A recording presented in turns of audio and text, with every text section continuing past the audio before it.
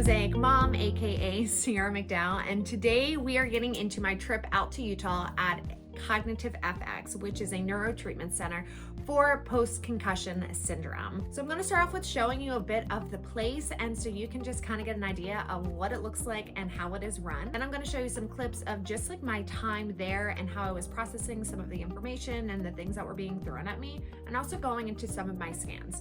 I'm not going to give you all of that because it is way too much information and would be very boring.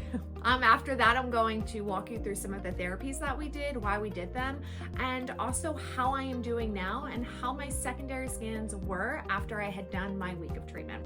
This is walking into Cognitive FX. It is state of the art, it is beautiful, and everyone is so freaking kind.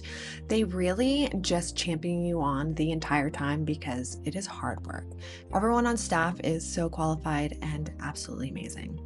They give you these lockers that you can put your stuff in, and then this is my favorite room to relax in between therapies. We can go down the hall and there are so many rooms. Some of them are to relax in, some of them are for therapies. They also have an extensive history with some amazing work they have done. Now, this is the main waiting area where you will be in between each therapy, and they provide you an amazing lunch every single day. That is so good.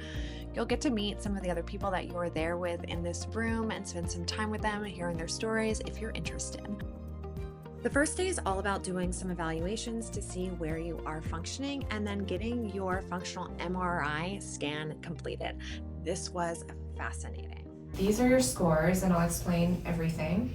So we're looking at two different scores. The brain region score, that's the black bar up here, and that has to do with how well those brain regions are metabolizing its fuel, its resources. Now, this gray bar here has to do with the connectivity score, and that is how well those regions are communicating with one another while you're performing a task. So you're pretty much in the right place since your score is well within that range. And so what does this mean? And so our goal for treatment would be to move both these scores down. I was afraid that I was going to come in and get the scan and you guys were going to be like, there's nothing actually wrong with you. Well, if I was like, that oh were the no, case, I know. I'm crazy. Yeah, well, like, at least I guess this is validating. We trust our patients to really know their baseline because to me, you look completely normal. If you're struggling with post-concussion syndrome, or if you are wondering if you are or not, please listen to this They part. kind of struggle with feeling like they've been heard, like in the healthcare landscape. A lot of times they're made to feel like they're lying or they're crazy or this is all they can do, and as long as they're walking, talking, they're fine. I think if there's other solutions that could improve your quality of life, go for it. Especially since you have had so many concussions, you're a great candidate for treatment. Yeah. Because a lot of times, I think this happens a lot with like young men. They come in and they were doing sports all throughout their teenage years. They're like, but I didn't even have that bad of an injury this time around, but everything got, kind of flipped upside down. Yeah. And it's because your brain did not forget necessarily while you were asymptomatic. Yeah. It became more and more sensitive and vulnerable over time. And so you having so many concussions, good for you for being here, honest. Editing me here, and I need to put in a bit of a disclaimer. I know this is super sloppy and I should do my due diligence and like finish this whole thing the proper way. However, at this time in my life, I just really need to move on to the next thing. So that's where I'm at right now. I was not working with Cognitive FX at all in putting this video together. So some of the things that I'm explaining or I'm talking about might not be 100% accurate. So in the next video, if someone points something out to me or if they watch this video and they're like, hey girl, why were you saying this? That's not it. Then I will address it in my next video because I'm playing it. My dad just died and I just need to like move on with a few things, and I'm playing that card right now and I don't feel bad about it. So watch the next video because there might be some corrections. All right, let's get back. One of the other things she brought up in my scan was that I have a dysregulated autonomic nervous system, also known as dysautonomia. It is a nervous system disorder that disrupts automatic body processes, your blood pressure, your heart rate, your body temperature, and so much more. So one of the things that we really use to hone in on this is working on cardio, where you do 3 intervals for 30 seconds. And we do it twice a day in this amazing cardio room. The reason why they focus in on interval training is because it releases a certain chemical in your leg muscles that help promote neuroplasticity. I really had no idea how much my dysautonomia was affecting my everyday life. In this video, we're actually working on breathing because my brain was not telling my body the right way to breathe anymore. Doctor, the other day, she was saying how there's a difference between like depletion and depression. Depletion is from like a brain injury because like it affects more things, and like depression is a secondary from that because of how it has affected you. I know that I've struggled with depression, but I've been rethinking this idea of like depletion. Today, like if I were home, I would be like, oh my gosh, I'm just having one of those like bad days, like a low day. And I am, but I think she might be right. And I think that it can lead into depression very easily. I think that it was for like a long time.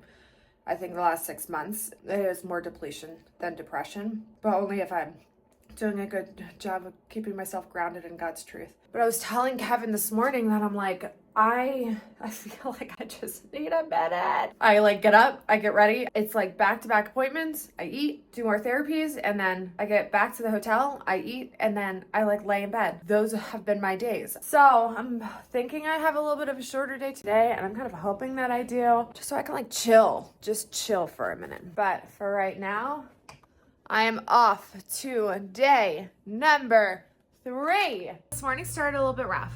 However, it turned into ending up being like really great afternoon after I did like my group cardio, and then I got a massage, which was wonderful. And I had some awesome conversations with some of the other patients there just about their stories and how they're feeling. And everyone was kind of at the spot where it's like, no one wanted to be there today. No one wanted to get out of bed because yesterday was, I don't know, at least for me, it was a rough day. But it was really encouraging and just so cool being able to seeing the difference, especially in like this one particular person, seeing the difference in him from like day 1 to today was wild. However, after we had a great lunch, I went to COG, which is cognitive therapy. And then I have a hard time with working memory, but all of a sudden it just hit me and I just start crying. She was so helpful because she was explaining to me like what is happening with that and how those neurons are so weak, and I like why I was having such a visceral response. Is that the right word? One, like my brain was just in pain, and it's like it went into protective mode because it's like, no, we don't do this, we can't do this. So like it was trying to get me to stop, and that's where I started like panicking, and then your nervous system starts getting all crazy on you. And so I was crying because my brain was like, we don't know how to do this and we can't do this.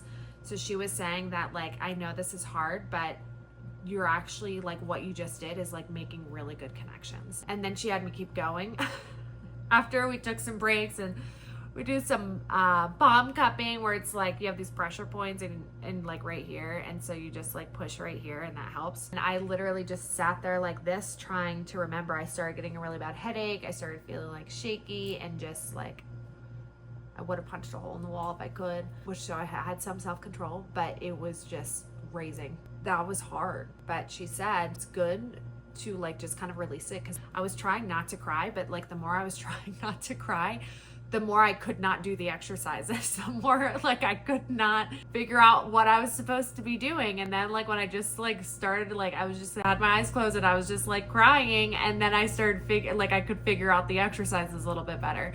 Then I had neuromuscular therapy after that, but they just kind of took it slow on me. I also got a CO2 breathing treatment, I guess you can call it. And that really helped bring down my anxiety. That was definitely helpful, but they just took it slow with me. And then fortunately after that, I was done because today was my short day. I just feel like I have to sleep it off. So tomorrow is my last full day, which I don't know how I'm feeling about that, because I'm definitely seeing that this stuff is like helping and it's going to help.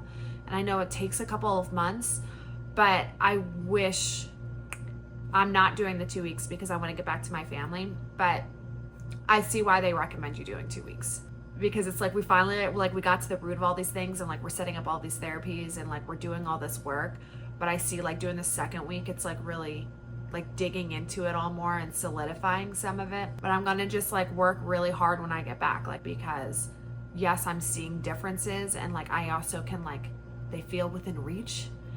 But I'm gonna have to keep going and ride off of this and to continue my healing journey. All right, I gotta be super quick because I slept last night, which was stinking amazing, but I just kept sleeping. But this morning I went into the shower and I closed my eyes to wash my face and I legit almost fell over. And we were working a lot on balance yesterday, which actually was getting better, but I'm not sure what that was about. I feel fine right now.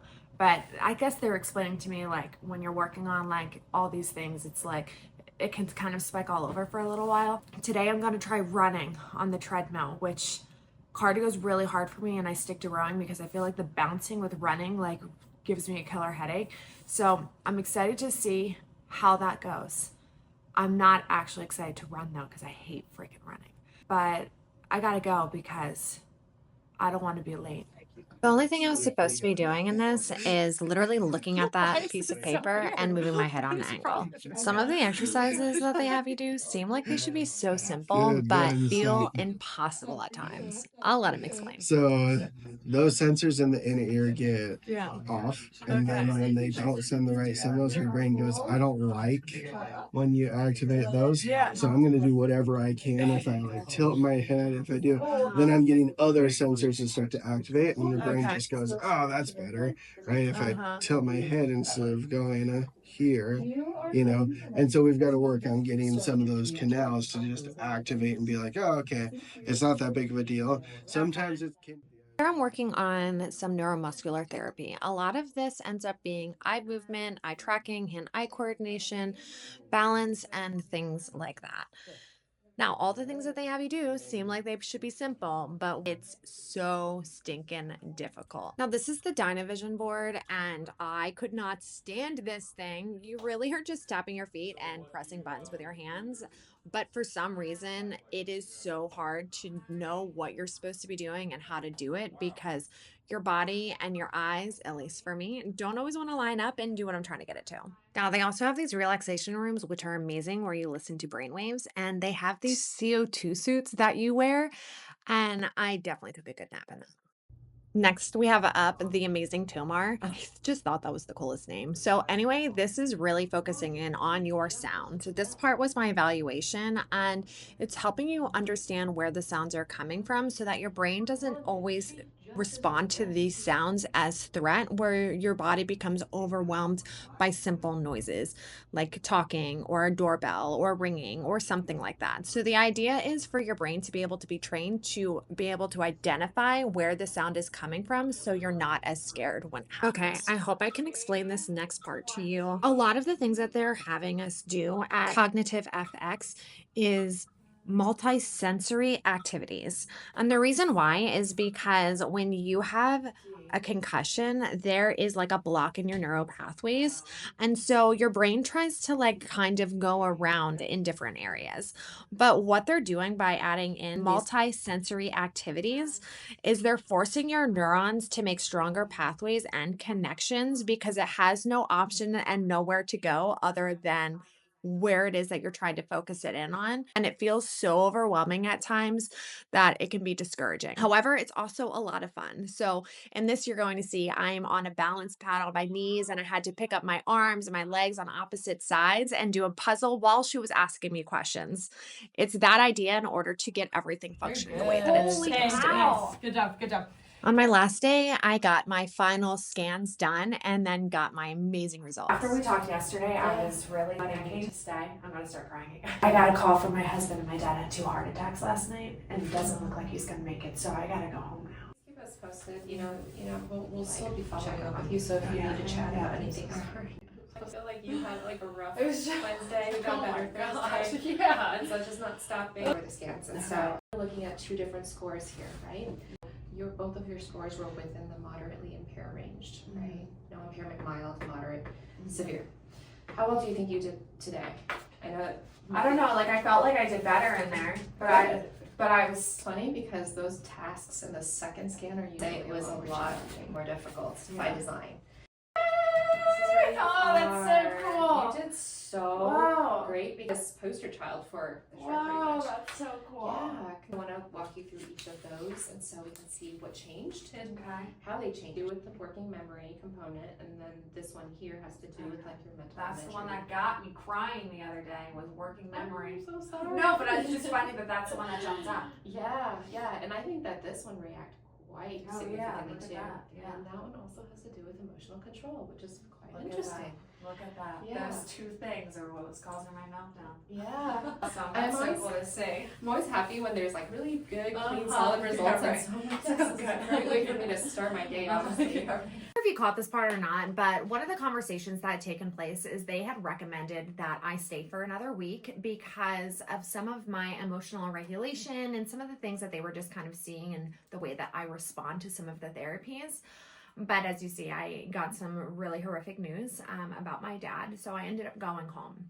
But I am still so excited in the results that I had in that 1 week. But I came back to a lot of stress and a lot of grief.